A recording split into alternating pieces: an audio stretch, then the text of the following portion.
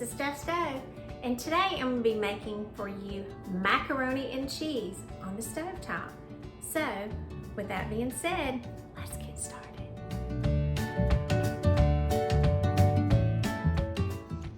Alright guys, to get this started, what we are going to do, we are going to bring our pot to the stove, and we are going to turn our burner on to medium high. And then we are first going to start by cooking our macaroni noodles and adding those to the pot. So I'm going to open, I have 16 ounces or a 1 pound size of elbow macaroni, and I'm going to add this to the pot. I've got about 4.5–5 cups of water in here, kind of midway through my pan. But before we even add the noodles, one thing I'm going to do is I'm going to go ahead and salt the water. So I'm going to add 1, 2, 3, 4, 5, 6, because you won't have an opportunity to season the noodles any other time, and even though you're putting salt on them, it's not getting in them. So we're going to be sure to season our noodles. Another thing I'm going to do is go add just a little bit of vegetable to my noodle pot as it's getting ready to cook, so my noodles don't stick together. And I'm just going to add just a little drop of there, and you can see it just a little bit on the screen, not a whole lot. That's just going to keep those from all being one little gummy mess. So here they go. And we are going to turn this on, and we are going to set our timer for 7 minutes and wait for this to boil. According to the directions, this one is to boil for 7 minutes. That's what this particular package asks for. And so I will see you back as it gets ready to boil, and we'll go on with the next step of our delicious stovetop macaroni and cheese. All right guys, while my macaroni is cooking, I'm gonna go ahead and prepare some of my other ingredients. And what I have here is a large piece of hoop cheese. This is absolutely delicious.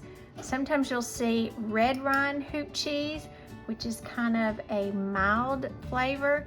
This is black rind hoop cheese, and it is more like extra sharp cheddar if you had to compare it to something. But hoop cheese is a cow's milk cheese, and you can find it's very soft, got a wonderful flavor. You could find this at farmer's market, maybe some local stores would have it. As far as grocery stores, especially if they're kind of smaller grocery stores, you'll definitely see this. But I got this at the farmer's market the other day, and it is beautiful. And you can see just how easily it cuts. And what I'm going to do, I'm going to cut this into smaller pieces, and then I'm going to cube it up so that when my macaroni is ready, we can get ready to add this. And guys, this will be some delicious macaroni and cheese. I know my mammy, this is my grandmother, she made hoop cheese macaroni all the time on the stovetop, and it was so delicious. It would just, you know, when you picked it up, it just string as you pulled it up. It was just amazing. And I remember the very first Thanksgiving that my husband and I were together, it's right before we got married, he went over to my Mammy and Papa's house with me for Thanksgiving dinner, and my aunt was serving him because my grandmother believed that all the men ate first and then the women would eat. That's just the tradition that she grew up with, and so she continued that. My Papa was always the first one to eat ever too. She always served him first, which was so sweet. But my husband, when he got some macaroni and cheese, my aunt was serving it to my Aunt Patsy, and it was just stringing up, and he was like, my gosh, that is the best macaroni I've ever had in my life. I said, well, that's that hoop cheese. That's what it is. So that's what I make for him as well. So we're just going to cube it up, and you can see I just cut it, and I'm just going to make little bitty chunks here. And then I'm going to cut all this up, and it's almost time for macaroni, and we will be adding it to it shortly. Alright guys, as you can see, my pot came to a full boil, and then I set my stove again for an additional 10 minutes, and is almost finished cooking, so my noodles will be completely done. And then when the timer goes off, and it's going to go off anytime, there it goes, we are going to turn the heat down to low. And then we're gonna take this over to the sink and drain off the water. All right, guys, when you're doing this portion and draining it off, please be very, very careful. It is hot and it will burn you. I always turn my water on to offset the hot that I'm gonna be putting down the drain. And probably should be doing this in a colander, but I generally lid my pot, hold on tight, and then pour all of that liquid out. There won't be a whole lot left because most of it is going to be absorbed into the noodles. That's kind of gonna take them from that raw state to a cooked state. This is a lot of starch coming off. Now again, I would suggest you probably did this in a colander. I'm just used to doing it this method, but still be very careful either way because you can easily get burned. Now that we've drained it off, we are going to head back over to the stove and to get our cheese and milk in it and get this macaroni and cheese going. All right, here we are back at the stove top, and we are, notice that I had it on medium heat. So what we're going to do now is add our macaroni and cheese and our milk and butter to it. So our cheese we already cut up, so I'm going to put that there so I can get to it easily. I'm going to add some butter to it, and we are going to add some canned milk. Now for this, I use Carnation evaporated milk. Walmart has their brand, you can use it, it's fine too. Shake it up really well, and then I'm going to click open the pan. So I use kind of a old bottle can opener. And if you do this method, you always want to do 2 holes. Do this carefully, because one hole will help it drain out, the other one will provide air so it can come up. So I'm going to put my milk in there. Ooh, this is going to be so good, guys. You will absolutely love it. I'm going to hold back just a little bit. We will end up using it all. I'm going to kind of mix this up right here. And you'll see, because this absorbs quickly. Then I'm going to start putting this cheese in there. Remember I told you that this hoop cheese was a cow's milk cheese, so it's soft. It is not a hard cheese. Ah, look at that. I got 2 pieces I didn't cut up. I'll cut those quickly. And this is going to melt and just almost be stringy like. It is yummy. So I'll just cut these up. There's 2 little ones that was on the bottom. I just missed them.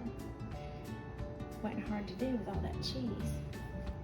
All right, so I'm gonna mix this up, and I want to incorporate, because it is on just very, very low heat, but the heat of the macaroni, and you can tell it's hot, you see some steam from there, will melt this cheese, and it will just incorporate into this macaroni just beautifully. Just beautifully. And for this particular stovetop macaroni and cheese, I know some people put eggs in it and so forth. I don't for this method. Now I do have a cooked macaroni and cheese that I generally do around the holidays because I have a lot more people that are eating it. And it goes, I do a little different method to do that, so I'll kind of reserve that for later. We'll make it another time, but this is just a quick, easy, and you can just see that cheese stringing already. See the strings of the cheese. I'm gonna go ahead and add in some more milk. I'm gonna keep working this around. Look at that stringy cheese.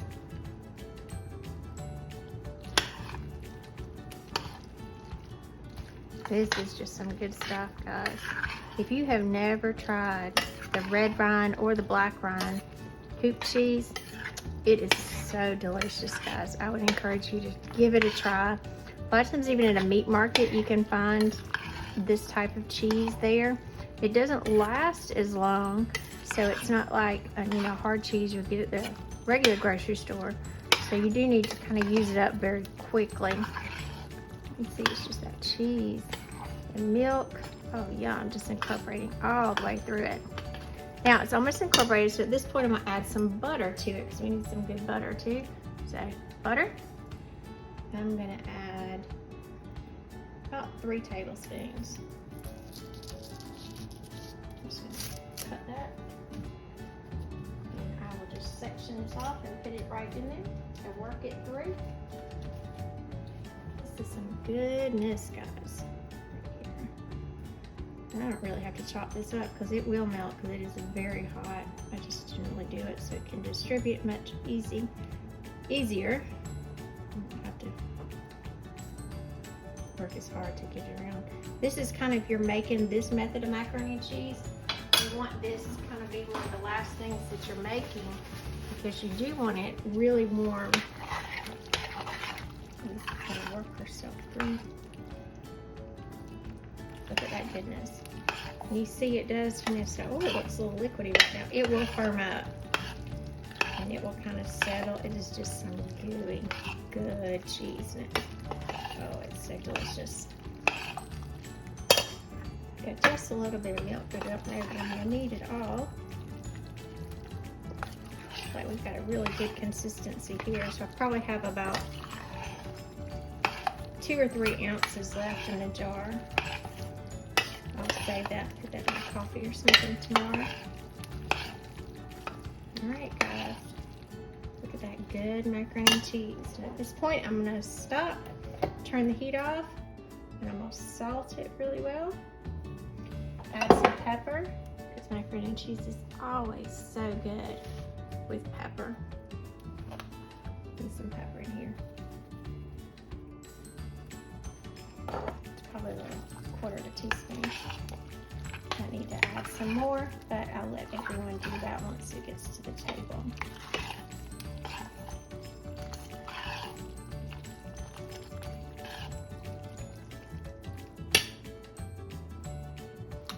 All right, guys, here we go. Look at that lovely macaroni and cheese.